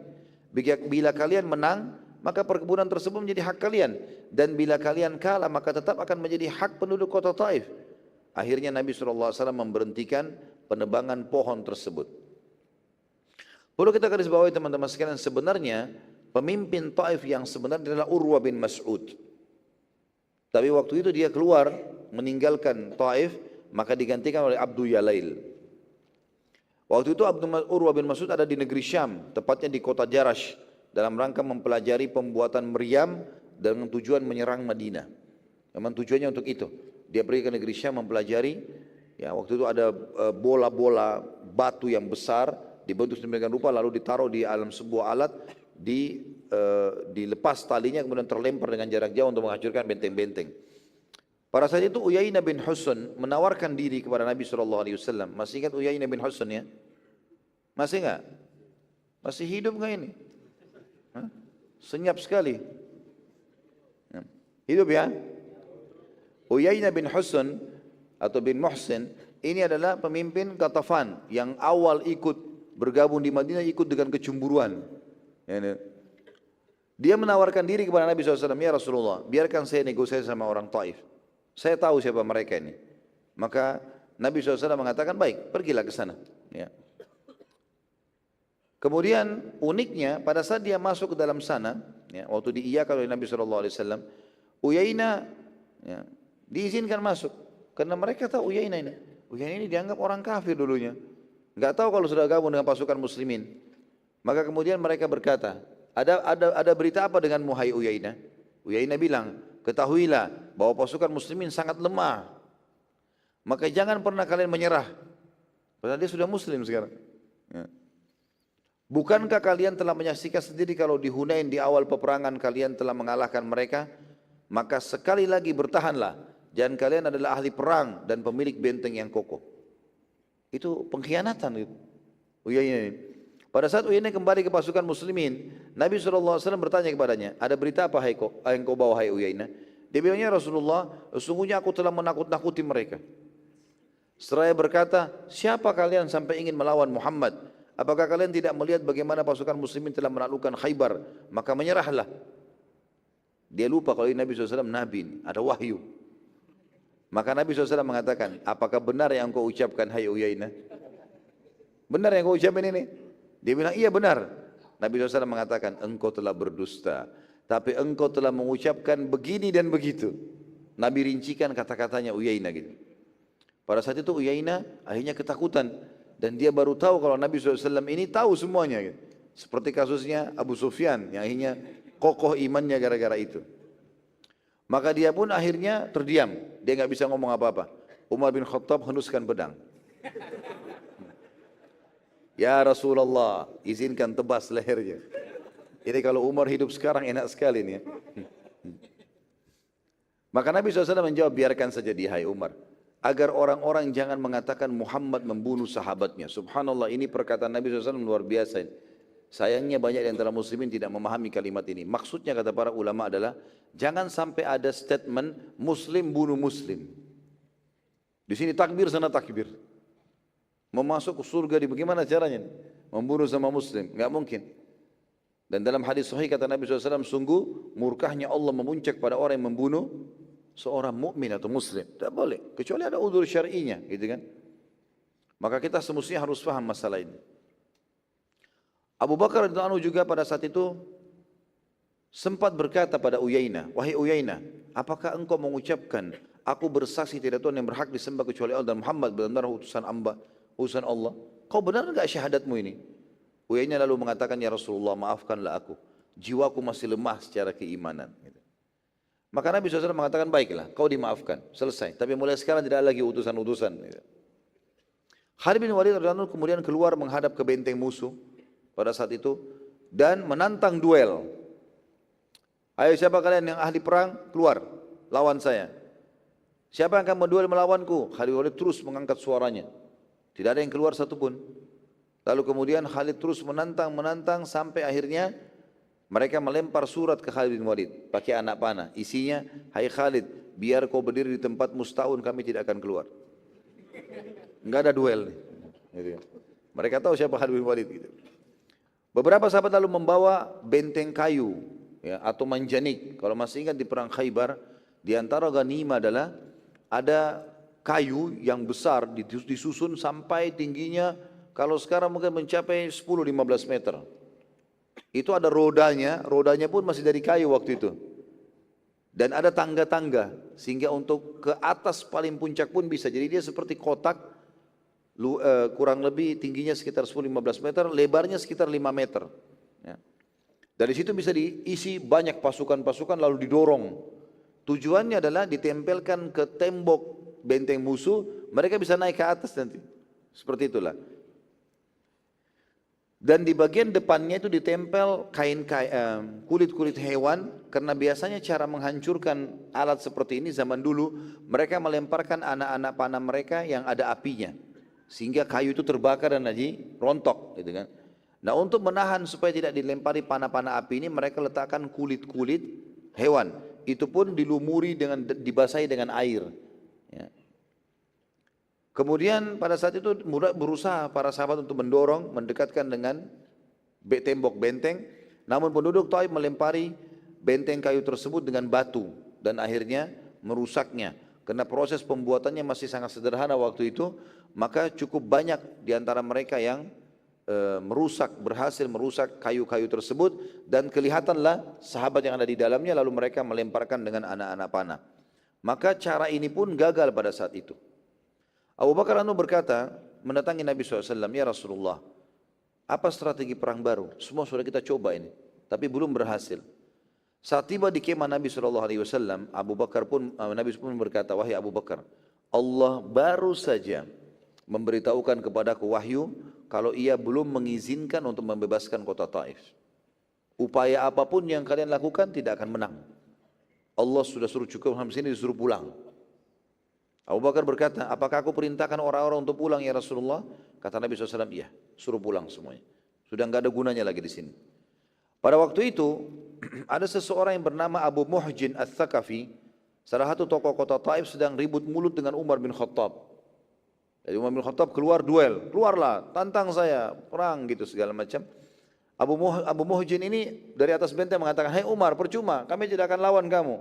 Umar mengatakan, kalian pengecut, apalah segala macam, lagi saling duel mulut. Abu Muhjin lalu berkata, sungguh kalian tidak tahu berperang, bahkan mengepung benteng saja sampai sekian puluh hari tidak bisa menembusnya. Tadi saya sempat keliru, bukan 40 sekian hari ya, 20 sekian hari Nabi SAW mengepung benteng ini. Umar lalu menjawab, kalian hanya seperti biawak yang sedang sembunyi dalam lubangnya karena takut pada musuh. Mau kemana kalian?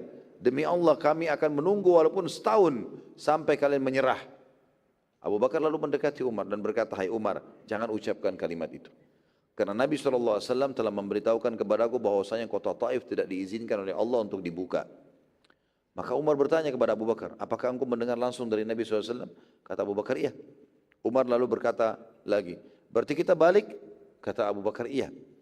Beberapa sahabat yang masih semangat mau berperang, terutama orang-orang yang sempat melarikan diri di lembah Hunain. Mereka kembali, mereka tidak menghadapi musuh sekarang. Mau berperang, mau menunjukkan penyesalan mereka. Lalu mereka pun berkata kepada satu sama yang lain, demi Allah kita jangan balik sampai membuka kota Taif. Mereka belum dengar kalau Nabi SAW sudah terima wahyu ini. Mereka mendatangi Nabi SAW seraya berkata, wahai utusan Allah, izinkan kami menyerang dan menembus atau menebus kesalahan-kesalahan kami. Kata Nabi SAW, tidak bisa. Allah belum mengizinkan untuk membuka ini. Dan ini poin penting teman-teman sekalian. Bayangkan peperangan dipimpin oleh Nabi SAW, pasukannya Nabi SAW 12.000, dan ada sebuah hadis yang berbunyi, pasukan muslim 12.000 tidak akan terkalahkan. Ada hadis yang seperti itu, dihasankan oleh para ulama. Maka di sini teman-teman sekalian, kita perlu ambil pelajaran. Ada peperangan Nabi SAW menang, di Badar menang, gitu kan? Di perang Ahzab menang. Kemudian ada peperangan yang Nabi SAW dan pasukan muslimin terkalahkan, di Uhud misalnya. Ada peperangan yang Nabi SAW menyerang tapi tidak ada perlawanan, Mekah. Ada peperangan yang Nabi SAW menyerang tapi tidak sama sekali diizinkan oleh Allah untuk menang. Dan ini bisa terjadi. Beragam macam kejadian ini adalah pelajaran buat kita semua. Walaupun kita kuat, kita punya strategi, kita sudah berdoa, kalau Allah belum izinkan maka tidak bisa. Mirip dengan kasus penyerangan Konstantinopel. Ya. Nabi SAW sudah menyebutkan kalian akan membebaskan Konstantinopel. Bayangkan dari zaman Yazid bin Muawiyah sampai kurang lebih berjalan itu Yazid bin Muawiyah berkuasa di tahun 60-an Hijriah. Itu sampai terjadinya nanti di Sultan Fatih. Ya, itu tahun 1453 Masehi, jadi sudah sekian ribu tahun, 100 tahun baru kemudian terjadi. Padahal penyerangan non-stop, terus terjadi. Kuasa Allah SWT. Allah ingin bukakan di tangan siapa itu kuasa Allah Subhanahu Wa Taala. Maka karena mereka mendesak, ya, kata Nabi SAW, cobalah kalau kalian mau coba. Tetapi tidak akan ada kemenangan, tidak bisa. Allah sudah tutup itu. Maka mereka pun mencoba dengan kekuatan penuh, namun juga gagal. Karena anak-anak panah kota Taif banyak sekali. Mereka lempar anak-anak panah dari dalam kota, hanya menyerang muslimin. Nabi SAW waktu mereka melihat mereka kembali, banyak yang luka segala macam, kata Nabi SAW, bukankah sudah aku katakan? Allah belum izinkan, sekarang baliklah. Maka mereka pun mengatakan, wahai utusan Allah, kalau demikian, doakan saja agar mereka binasa. Kalau kita tidak izinkan oleh Allah, doakan supaya Allah hancurkan saja mereka. Maka Nabi SAW mengatakan, ya Allah berikanlah hidayah penduduk kota Taif. Bukan malah Nabi SAW doakan kehancuran, tapi Nabi SAW doakan hidayah. Nabi SAW saat itu belum langsung bubar, dan masih menunggu sekitar 10 hari, dengan harapan penduduk Taif datang dan masuk Islam. Juga memohon agar para tawanan dari kaum wanita dan anak-anak mereka dibebaskan. Tapi juga mereka tidak kunjung datang. Maka Nabi SAW pada saat itu mulai membagi harta rampasan perang. Kan banyak dari harta rampasan perangnya kan, ada wanita, ada anak-anak. Nabi tunggu 10 hari tidak ada penyerangan supaya orang Taif tahu kalau kita bukan mau menyerang. Udah tidak usah diserang, berhenti. Tapi masih di situ, nunggu. Ada enggak yang mereka datang mau menyerahkan diri, mau masuk Islam? Nabi SAW melihat tidak ada sama sekali, maka mulailah Nabi SAW membagi-bagi harta rampasan perang. Nabi SAW mulai membagi harta rampasan perang kepada para mu'allaf. Dan dimulai pada saat itu dengan Abu Sufyan. Nabi SAW menyuruh Abu Sufyan diberikan 100 ekor unta. Ditambah dengan 100 ukiah emas dan perak. Banyak sekali harta ini, melimpah. 1 ekor unta saya sudah mahal sekali. Apalagi 100 ekor unta. Plus 100 ukiah. Ya, ukiah itu mungkin bisa, 1 ukiah itu bisa belasan atau mungkin puluhan kilo emas. Ini 100 ukiah, banyak sekali. Abu Sufyan waktu itu karena masih mu'allab, ya, dan walaupun dia sudah merasa tenang dengan Islam, dia lalu mengatakan juga, anakku Muawiyah wahai Rasulullah, minta juga harta buat anaknya. Di depan orang-orang, kata Nabi SAW, berikan anaknya juga 100 ekor unta, sama 100 ukiah emas dan perak. Abu Sufyan bilang lagi, anakku Yazid ya Rasulullah. Kata Nabi SAW, berikan juga anaknya Yazid 100 ekor unta dan 100 ukiah emas dan perak. Abu Sufyan pada saat itu meletakkan semua itu di atas selembar kain besar. Dia bawa kain besar, ditaruh semua di situ. Punya dia, punya anaknya Muawiyah, punya anaknya Yazid gitu. Dan pada saat itu saking banyaknya, dia berusaha mengangkat tapi tidak bisa. Karena beratnya. Lalu ia berkata, bantulah aku mengangkatnya gitu. Kata Nabi SAW, jangan. Tidak ada boleh ada yang bantu. Angkat sendiri. Maka Abu Sufyan, subhanallah, orang kalau depan matanya lihat harta sudah lain. Dia lihat begitu maka dia berusaha mengangkat kain tersebut. Gitu ya. Terus saja dia berusaha mengangkat di punggungnya sampai berhasil. Kuasa Allah dia bisa mengangkat ya. Takut harta ini ditarik kembali oleh Nabi SAW, maka dibawa. Nabi SAW pada saat melihat hal tersebut menggeleng-gelengkan kepala. Dalam riwayat dikatakan karena heran melihat cinta dunia para mu'allaf ini. Nabi SAW lalu memanggil yang kedua Uyainah bin Muhsin tadi, yang selalu cemburu dari awal itu. Ya. Pemimpin Ghatafan. Kata Nabi SAW, berikan dia 100 ekor unta dan 100 ukiah dari emas dan perak. Ya. Bayangkan di sini teman-teman sekalian bagaimana Nabi SAW menarik hati para mu'allaf. Uyainah baru saja mengkhianat tadi, berkhianat kan tadi. Dia masuk ke Taif lalu dia mengatakan bertahanlah segala macam. Nabi SAW maafkan, masih dikasih ukiah. Ya, masih dikasih 100 ekor unta dan 100 ukiah. Nabi SAW panggil lagi Aqra bin Harith. Ini juga salah satu pimpinan suku Tamim, ya, yang masuk Islam, masih mu'allaf. Kasih juga sama, 100 ekor unta, 100 ukiah. Sampai itu dikenal dengan hari seratusan. Ya, begitu dikatakan dalam buku sejarah. Karena Nabi SAW suruh bagi 100 gitu. Kemudian dipanggil lagi Safwan bin Umayyah. Safwan bin Umayyah ini masih dalam keadaan kafir. Tapi kan dia ikut berperang. Dia juga pinjamkan senjatanya. Nabi suruh kasih 100 ekor unta. Kasih juga dia 100 ekor unta dan 100 ukiah emas dan perak. Terus saja Nabi SAW membagi-bagi kepada para pemimpin dengan nilai yang sama dan keluarlah istilah pada saat itu dari para sahabat orang-orang pemilik 100. Maksudnya adalah orang yang menerima selalu dengan angka 100. Seorang Badui baru masuk Islam mendatangi Nabi SAW dan dia berkata, wahai Muhammad, berikanlah aku seekor kambing. Maka Nabi SAW melihat ada di lembah Hunain kambing banyak sekali. Jadi mengelompok-ngelompok gitu. Nabi tunjuk satu kelompok kambing mengatakan, ambillah, semua ini buat kamu. Orang ini mengatakan, wahai Muhammad, jangan olok-olok aku. Dia cuma minta 1 ekor. Kata Nabi SAW, tidak sama sekali. Ambil, untuk kamu semuanya.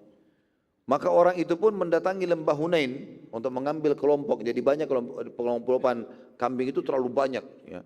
40.000. Nabi SAW kasih dia. Mungkin sekitar 100-200 ekor. Bawa. Maka dia waktu jalan ke lembah Hunain, dia pikir ada muslim yang akan menghalang dia. Dia lihat kiri kanan, dihalangi enggak ini? Gitu. Karena dia masih mu'allaf, enggak ngerti. Lalu kemudian dia lihat semua sahabat biarkan dia jalan. Tidak ada satupun yang memegang dia. Kemudian diambillah sama dia semua, ya, kambing tersebut dibawa ke sukunya. Dan pada saat itu diambil langsung dia pergi. Kebetulan suku dia di dekat lembah Hunain. Dia mu'allaf baru masuk Islam di Mekah. Maka pada saat itu pun dia teriak dari depan gerbang sukunya mengatakan, wahai kaumku, masuk Islamlah, karena Muhammad mengajarkan agama yang tidak akan pernah membuat kita miskin. Maka pada saat itu kaumnya ngeromboni dia, mengatakan, apa yang terjadi? Dia bilang, saya masuk Islam. Lihat apa yang saya bawa ini, sekian ratus ekor kambing. Kata mereka, dari mana? Muhammad kasih saya cuma-cuma. Hanya dengan syahadat saja. Masuk Islamlah kalian. Berbondong-bondong sukunya datang. Waktu Nabi SAW lagi bagi-bagi harta rampasan perang ini, maka mereka berkumpul dan tersebar berita di seluruh lembah Hunain.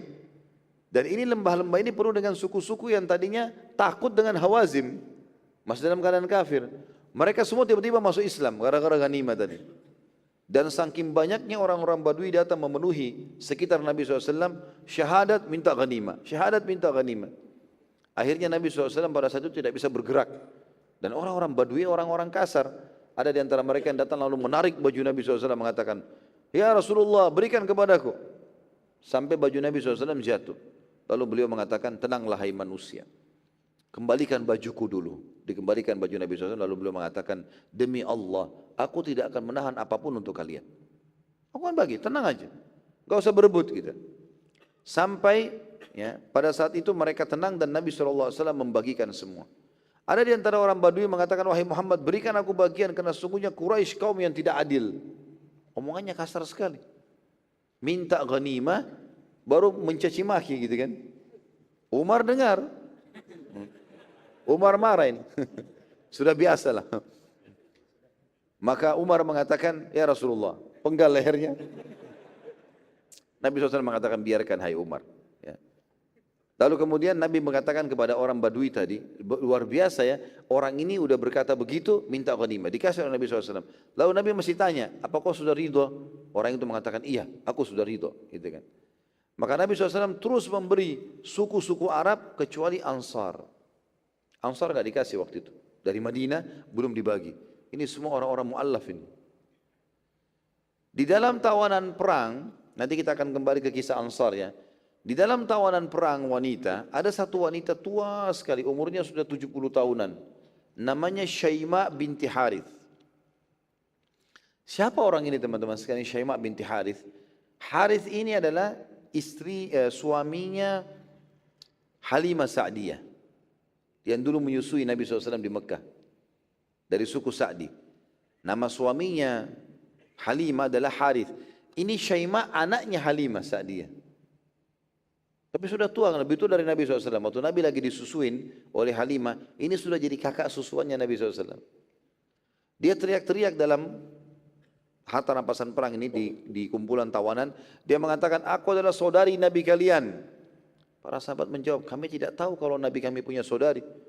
Nabi meninggal ibunya 6 tahun. Ayahnya juga meninggal, dia masih 6 bulan di perut ibunya. Enggak ada saudaranya Nabi SAW gitu. Maka Syaima berkata, bawalah aku kepadanya. Lalu dibawalah Syaima ke hadapan Nabi SAW. Lalu kemudian para sahabat mengatakan, wahai utusan Allah, ada wanita yang mengaku sebagai saudari anda nih. Ini orangnya. Nabi SAW bertanya kepadanya, siapa engkau? Nabi tidak kenal, sudah tua, 70 tahun. Nabi SAW waktu itu sampai umur 6 tahun saja tinggal di suku Sa'diyah. Selebihnya sudah tinggal di Mekah gitu kan. Dan kemudian hijrah ke Madinah. Maka Syaima berkata, aku Syaima binti Harith As-Sa'di. Aku adalah anaknya Halimah As-Sa'diyah. Nabi SAW berkata, apakah ada tanda kalau engkau adalah saudari susuanku? Ada sesuatu yang kau tahu? Kisah apa yang kau ingat? Maka kata Syaima, di pundakku terdapat tanda bekas gigitanmu dulu. Itu yang aku ingat. Dulu pernah kau gigit pundakku. Gitu kan. Maka Nabi SAW menjawab, engkau benar. Maka Nabi SAW pun memerintahkan agar Syaima dibebaskan. Bahkan sempat Nabi SAW tawarkan agar Syaima ikut ke Madinah, tapi dia lebih memilih untuk tinggal bersama kaumnya di kota Taif. Termasuk dalam tawanan perang adalah Suraka bin Malik al-Jush'umi. Masih ingat kita Suraka ini? Suraka ini waktu Nabi SAW mau hijrah ke Madinah dengan Abu Bakar, dia sempat mengejar. Gitu kan? Kemudian kaki untanya tenggelam. Gitu kan? Kemudian dia sampai 3 kali, karena dia ketakutan, maka dia mengatakan, hai Muhammad, berikanlah kepadaku jaminan. Maka Nabi SAW mengatakan, baiklah, suruh Abu Bakar tulis surat jaminan. Kalau Suraka punya jaminan dari Nabi SAW.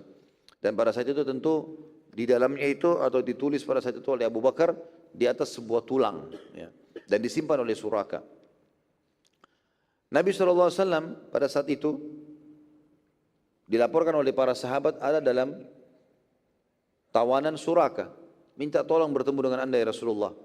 Kata Nabi SAW, pertemukan dengan saya. Kata dia, wahai Muhammad, apakah kau masih ingat aku punya jaminan darimu? Lalu dikeluarkanlah tulang tersebut, tulisannya Abu Bakar. Kata Nabi SAW, iya, hari ini adalah hari kemuliaan dan penepatan janji, bebaskan dia. Dibebaskan.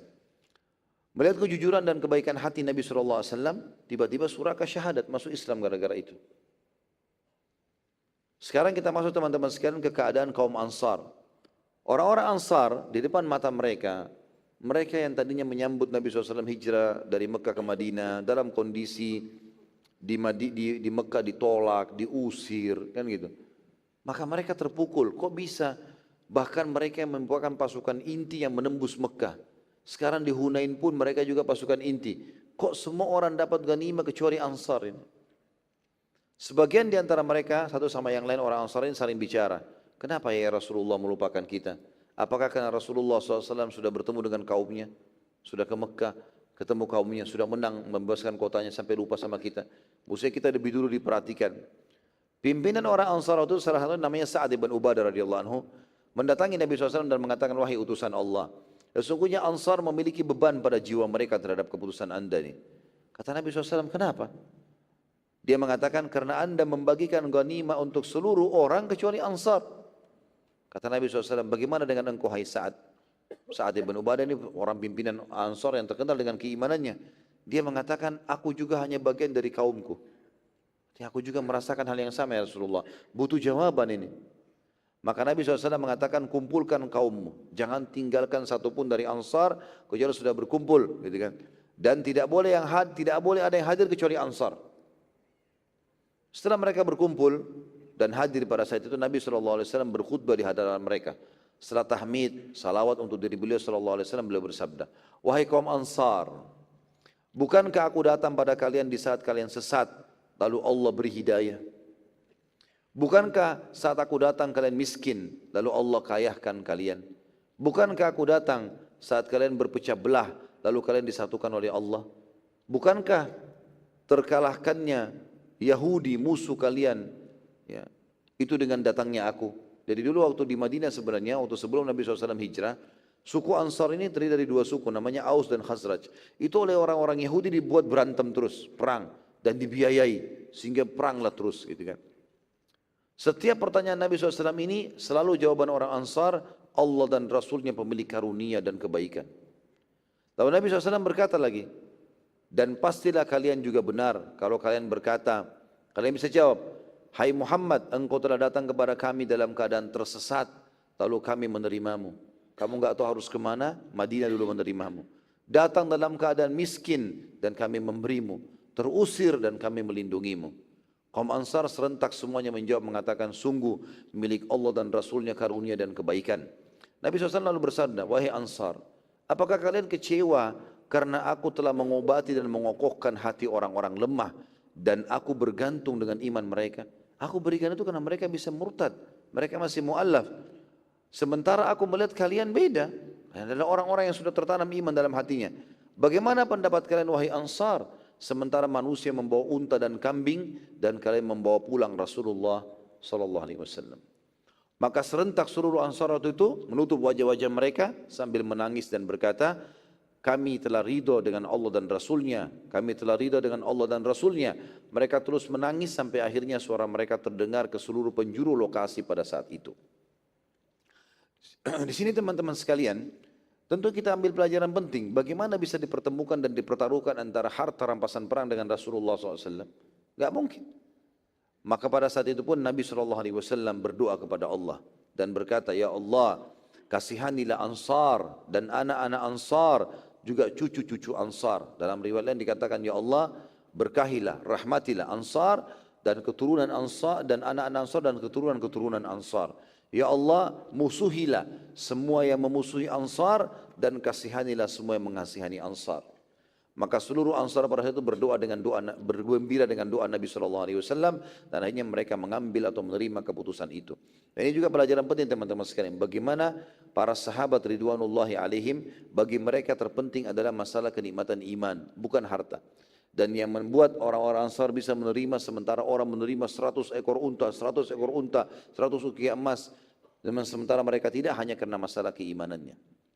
Pada saat Nabi SAW akan kembali ke Mekah, tiba-tiba utusan Hawazim datang kepada Nabi SAW. Kita tutup dengan ini tentunya. Wahai Muhammad, kasihanilah kami. Setelah Nabi SAW bagi-bagi harta rampasan perang semuanya, wanita-wanitanya, anak-anaknya, hartanya semua sudah dibagi. Gitu kan. Maka baru datang utusan kota Taif, Hawazim ini. Baru keluar dari benteng setelah Nabi tunggu 10 hari. Dia mengatakan, wahai Muhammad, kasihanilah kami.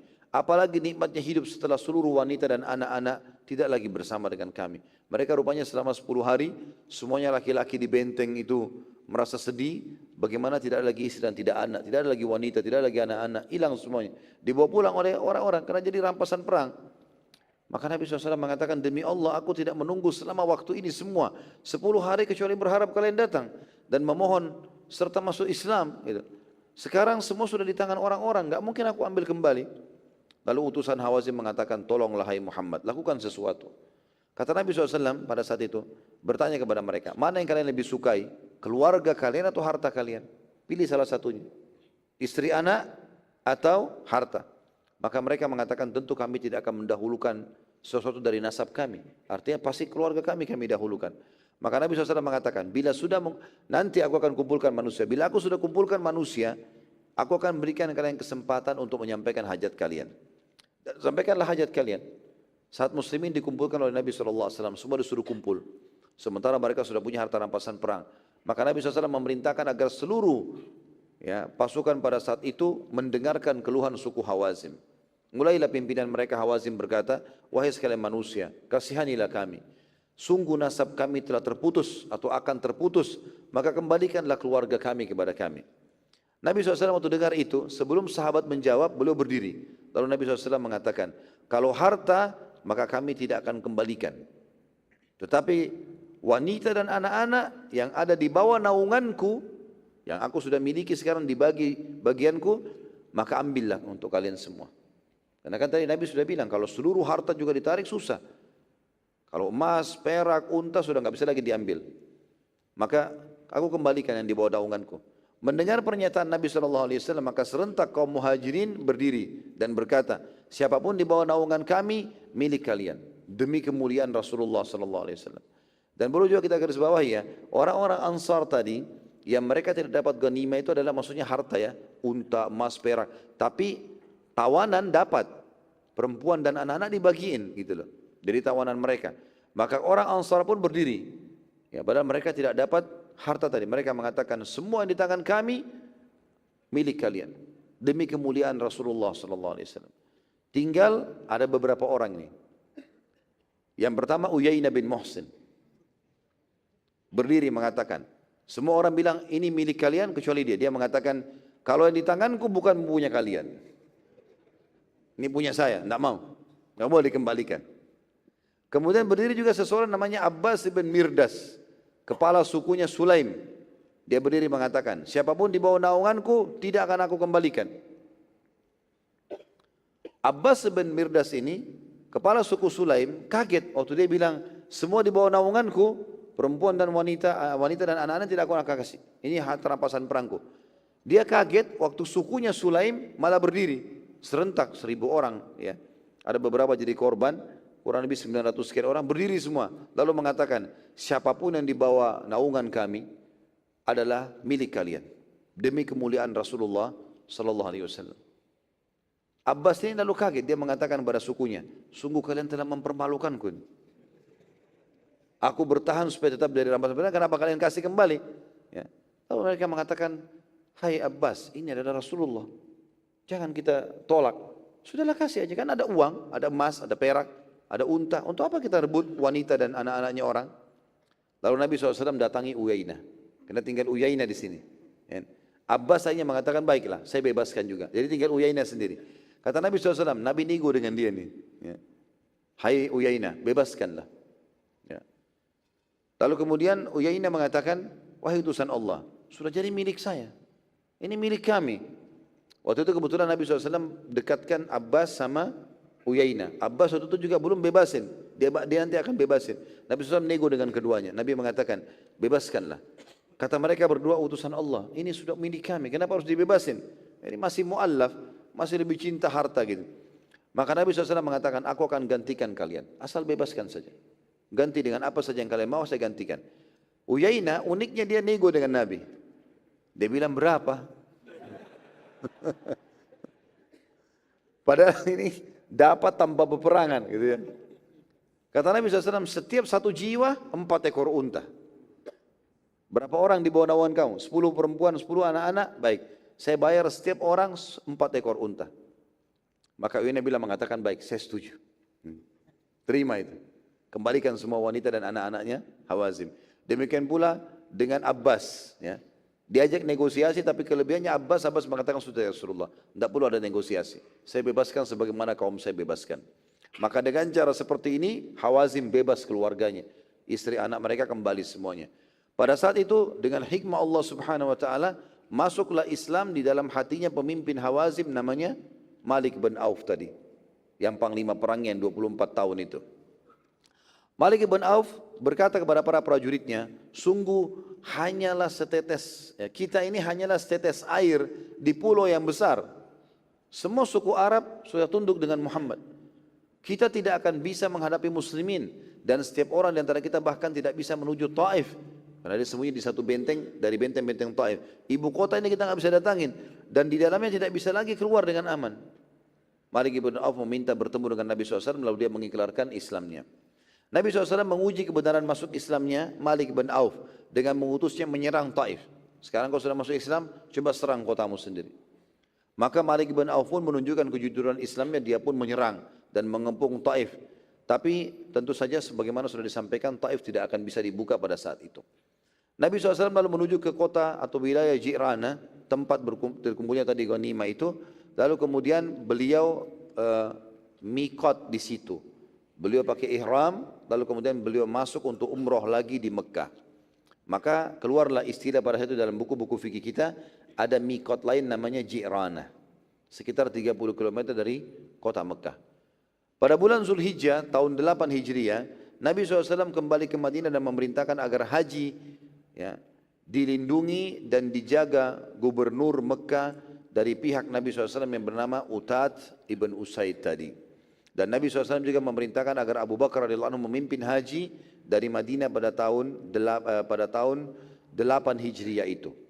Jadi untuk pulang, jadi kan penyerangan Hawazim tahun 2, hari kedua dari bulan Syawal, gitu kan. Kemudian mereka sudah menang sampai di Madinah kurang lebih di akhir bulan Zulqa'dah. Kemudian Nabi SAW memerintahkan agar tahun itu ada haji. Lalu menyuruh Abu Bakar memimpin haji, tapi Nabi belum haji pada saat itu. Kemudian Nabi SAW haji tahun depannya, di tahun 9 Hijriah yang dikenal dengan Haji Wada. Dan pada tahun itu kebetulan pemimpin kota Taif yang bernama Urwa bin Mas'ud Al-Thaqafi balik dari negeri Syam, tepatnya dari kota Jarash. Dan dalam perjalanan dari Jarash ke Taif, Urwa mendengarkan semua kejadian dengan izin Allah, maka Islam pun masuk dalam hatinya dan Urwa langsung menuju ke Madinah dan mengikrarkan Islamnya. Ini pimpinan Taif. Nabi SAW sangat gembira dengan masuk Islamnya Urwah ini karena dia raja Taif dan yakin Taif setelah itu akan takluk. Karena Taif pada saat itu mereka cuma minta wanita dan anak-anak mereka, tapi mereka belum masuk Islam. Ya. Urwah lalu kemudian belajar banyak tentang Islam dan kemudian pulang dan berkata, ya Rasulullah, izinkan aku mendakwahi kaumku. Kata Nabi SAW, tapi mereka akan membunuhmu nanti. Kata Urwah, wahai utusan Allah, ini kewajibanku, aku harus mendakwahi mereka. Maka Nabi SAW mengatakan, baiklah, tapi hati-hati, mereka akan bisa membunuhmu. Tapi kalau kamu terbunuh, maka mati syahid. Maka Urwah mengatakan, walaupun mereka membunuhku ya Rasulullah. Akhirnya Nabi SAW mengizinkan dia. Saat tiba di kota Taif, seluruh penduduk Taif menyambutnya dengan meriah karena dia pimpinannya. Dan mereka tidak tahu kalau dari kota negeri Syam, ini Urwah sudah menuju ke Madinah masuk Islam. Maka pada saat itu pun mereka menyambut dengan meriah, dan tradisi masyarakat Taif waktu itu, mereka datang, setiap datang pasti menyembah patung mereka yang dikenal dengan Al-Lat. Ya. Jadi Al-Uzza ada di perjalanan antara Mekah sama Taif, sementara Al-Lat ada di kota Taif itu. Urwah bin Zubair tidak ke sana dan langsung ke rumahnya. Penduduk Taif tidak tahu, mereka mengatakan mungkin dia letih ya, dari perjalanan jauh. Beberapa pemuka Taif mendatangi Urwah di rumahnya dan ternyata Urwah mendakwakan Islam kepada mereka dan spontan mereka semua menolak. Nah, izinkan saya tutup dengan ini teman-teman sekalian, karena kita harus rangkumkan tentang masalah Taif ini ya. Pada saat melihat peluang mendakwahi kaumnya tertolak, maka Urwah pun naik di atas rumahnya, kemudian dia azan untuk sholat dengan suara keras.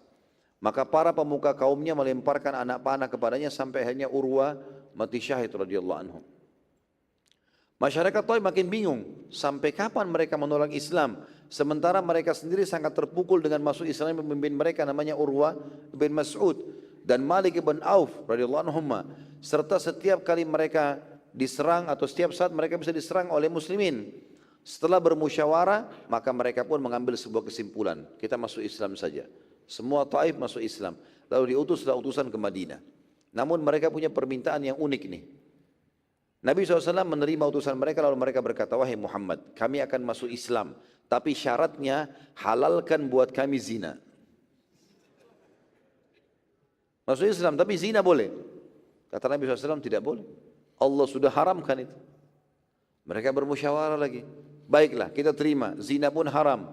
Mereka mengatakan, baik kami mau masuk Islam, kami terima juga semuanya, tapi halalkan buat kami khamr, minuman keras. Ini minuman keras di Mekah sama Taif seperti air putih buat kita. Bangun tidur minum khamr, siang minum khamr, malam minum khamr, minuman seperti itu. Kata Nabi SAW, tidak mungkin, Allah telah mengharamkannya. Muslim harus haram khamr. Musyawarah lagi. Setelah musyawarah kembali lagi, baiklah kami mau masuk Islam. Kami terima zina juga haram, khamar haram, tapi halalkan buat kami riba. Jadi boleh rentenir, pinjamin orang uang berbunga. Gitu.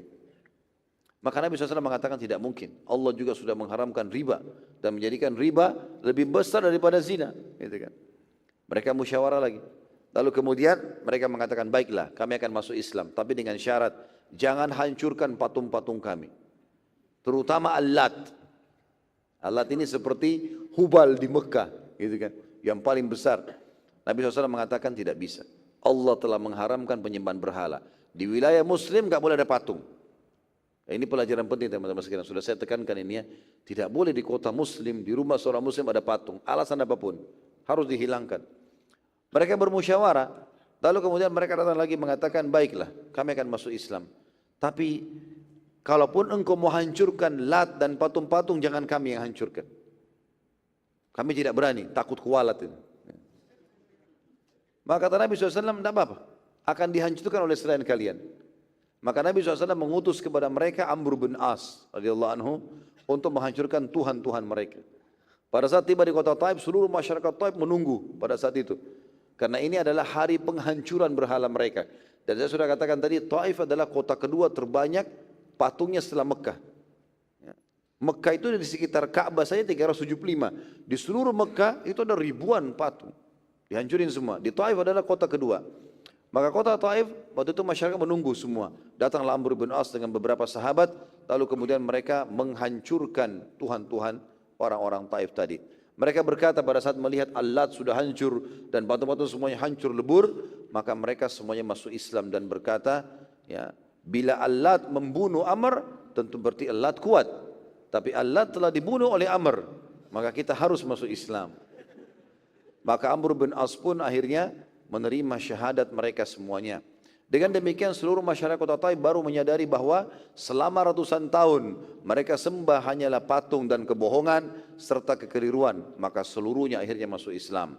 Pada saat Mekah, Taif dan suku terbesarnya Hawazim masuk Islam, maka suku-suku Arab semuanya berbondong-bondong untuk masuk Islam. Sebagaimana sudah kita jelaskan dalam surah An-Nasr, surah nomor 110 ayat 1 sampai ayat 3. Yang Allah berfirman, a'udzubillahi minasyaitonir rajim, ini penutupan kita tentunya. Idza jaa nasrullahi wal fath, dan apabila telah datang pertolongan Allah dan juga kemenangan. Kemenangan kata ulama tafsir, Mekah dimulai dan kemudian Hawazim atau Hunain yang kedua. Wa ra'aitan nasa yadkhuluna fi dinillahi afwaja fasabbih bihamdi rabbika wastaghfirhu innahu kana tawwaba. Maka engkau akan melihat, hai Muhammad, orang-orang akan masuk ke dalam ya, dini atau agama Allah secara berbondong-bondong, maka bertasbihlah kepada Allah dan beristighfarlah, sesungguhnya dia maha menerima taubat hamba-hambanya. Dan insya Allah kita akan bahas nanti di pertemuan akan datang sisa beberapa ayat berhubungan dengan masalah atau penyebutan tentang Hunain ya, di dalam Al-Quran. Kemudian pelajaran yang bisa kita ambil dari perang Hunain, lalu kemudian insya Allah kita akan masuk ke perang Tabuk di tahun 9 Hijriyah, peperangan muslimin melawan bangsa Romawi. Allahu a'lam. Sampai sini insyaallah. Sudah masuk jam 7 ya? 4 menit lagi. Ada pertanyaan? Enggak ada. Alhamdulillah. Rupanya bagus pengajian subuh ini ya. Antara lesu sama serius ya. Tapi khairan insyaallah. Mungkin begitu saja, kita berdoa kepada Allah SWT, semoga banyak sekali diberkahi olehnya. Ini dijadikan sebagai tambahan kita pada amal kita pada hari kiamat. Semoga seluruh dosa yang pernah kita kerjakan dimaafkan dan diganti dengan kemahamurannya menjadi pahala. Dan tidak pernah lupa kita doakan Indonesia menjadi negara yang aman, tentram, damai. Seluruh umat Islam di bawah naungan ukhuwah Islamiyah. Dan juga dalam ibadah mereka kembali kepada Al-Quran dan Sunnah. Dan siapapun yang menginginkan keburukan bagi Indonesia, bagi seluruh wilayah Islam, tidak terkecuali bagi Islam dan Muslimin, dikembalikan anti budaya mereka kepada diri mereka sendiri. Wassalamualaikum warahmatullahi wabarakatuh. Walhamdulillahi rabbil alamin. Subhanakallahumma bihamdika asyhadu an la ilaha illa anta astaghfiruka wa atubu ilaik. Wassalamualaikum warahmatullahi wabarakatuh.